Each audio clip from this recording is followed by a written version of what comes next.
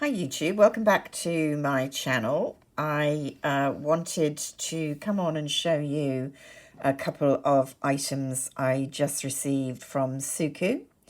I believe these belong to the pre-summer collection. Yes, we have now a spring collection, a summer collection and a pre-summer collection, and all of them are fairly hard to get hands on from Suqqu in the UK, who don't have a standalone sales point, and you can't buy them online direct from Suqqu, although they have a very good website showing the products. Frustratingly, you can't then order them, certainly in the UK, I believe in the rest of Europe as well.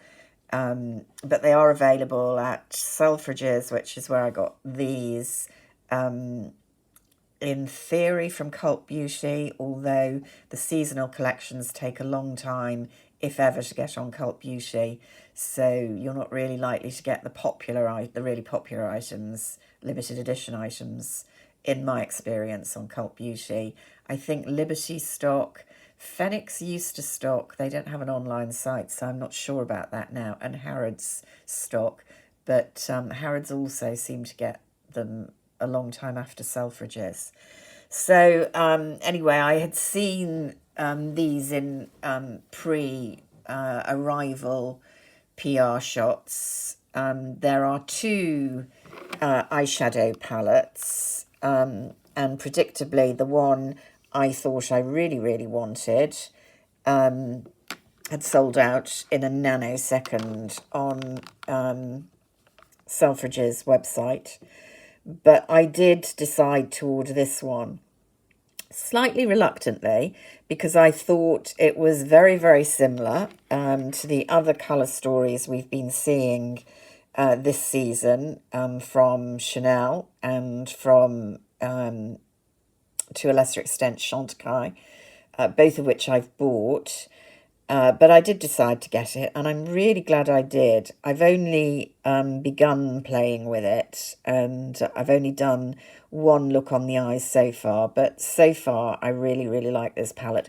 Possibly the most of all the ones I've mentioned, but I think we're going to have to wait and see a bit longer whether that remains the case.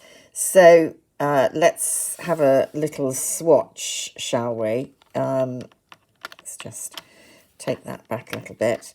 So there is the usual kind of topper shade, which is, oh, it's so soft on the fingers, not at all gritty, almost like a highlighter. This gorgeous peach shade, which looks very matte. It does actually have a bit of luster and slightly uninteresting on the finger. Let me tell you, it is lovely on the eyelid. A mauve and a very bright yellow. This one feels by far the least soft and is very densely packed, as it were. Now, we've seen yellow in all of the collections so far. This is by far the brightest, and this is the one I haven't yet incorporated this into an eye look. I'm not quite sure how much I will use it, although it's a feature, if you're familiar with the Suqqu brand, that these colours are absolutely designed usually to layer over one another. In many brands, doing that creates a bit of a kind of muddy mess. In Suqqu, not so much. There we see the mauve, pinky mauve. This peachy shade, which actually works beautifully on my eyelid. That, you know, may be just a function of my colouring, but I'm wearing today these three. So this all over the lid and into the socket, this transitioning into the socket and the outer corner, and this on the inner mobile lid. And it's really pretty. The palette pulls, I would say, a bit cooler on the eye, or it does on me. Maybe it's just a function of my skin tone than it's looking there, although obviously a lot of the warmness is coming from that yellow. So it's definitely a very spring colour story. I think we can all agree on that. The texture and yeah, the feel of the products is really, really nice.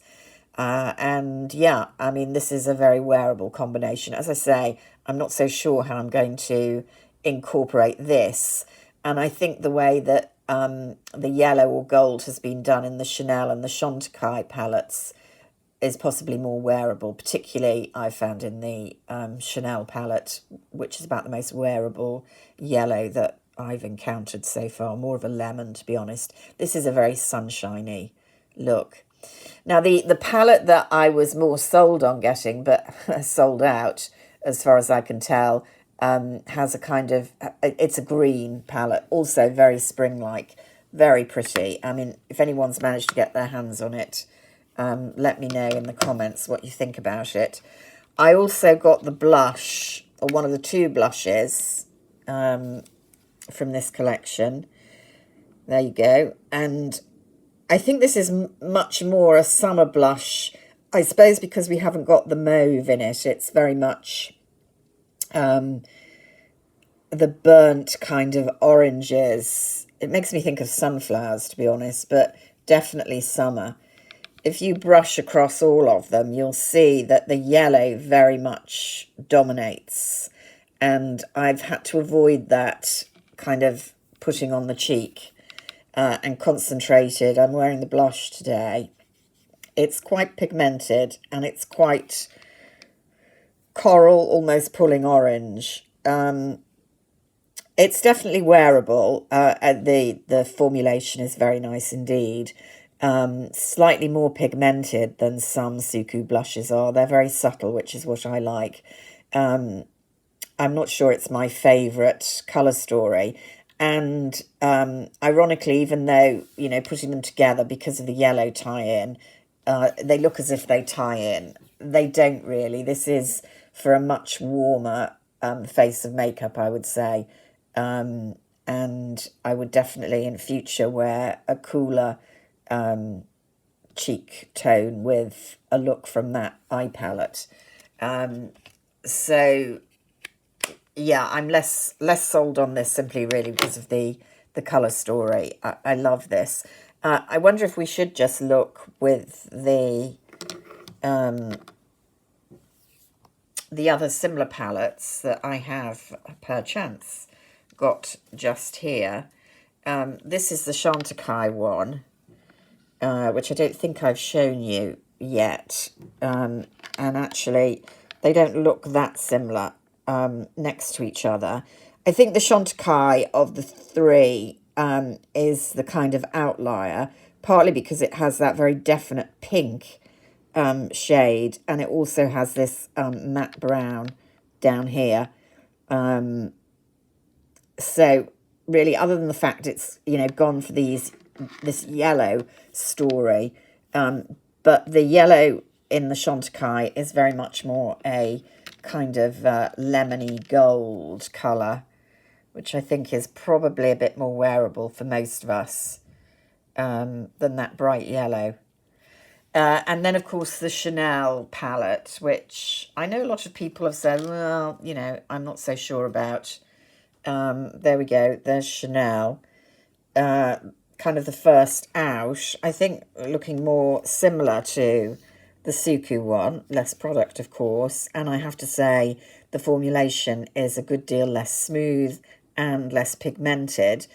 I do like the yellow in this one. It's my preferred of them all. Well, it's similar, more similar.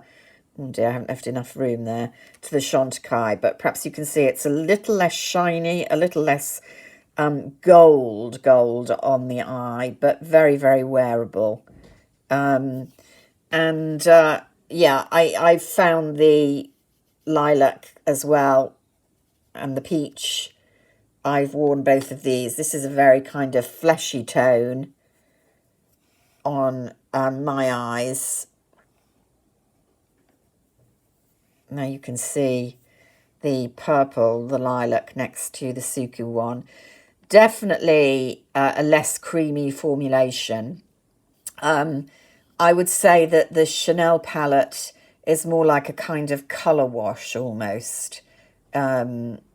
I like it, and I have worn it a few times. You can see I'm making progress in blotting out the CCs.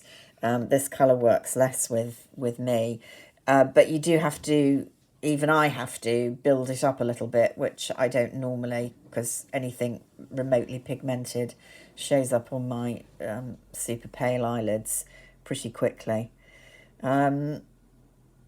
So there we go. I will talk, I think, probably about the Chantecaille one in another video a little bit more, but that's comparison of them.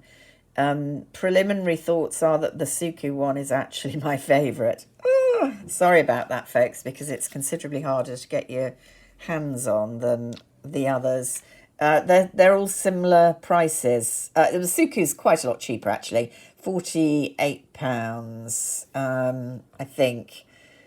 So similar pricing to the Chanel. The Chantecaille, as usual, is ridiculously overpriced. So if you can get your hands on the Suqqu, I mean, particularly if you are fans of their formulations and their ethos, then I think this is a really, really pretty, but I'm afraid limited edition palette. So there we go, a few thoughts on spring palettes and Suqqu in particular. I hope you're having a wonderful Sunday, and I will speak to you all again soon. Bye for now.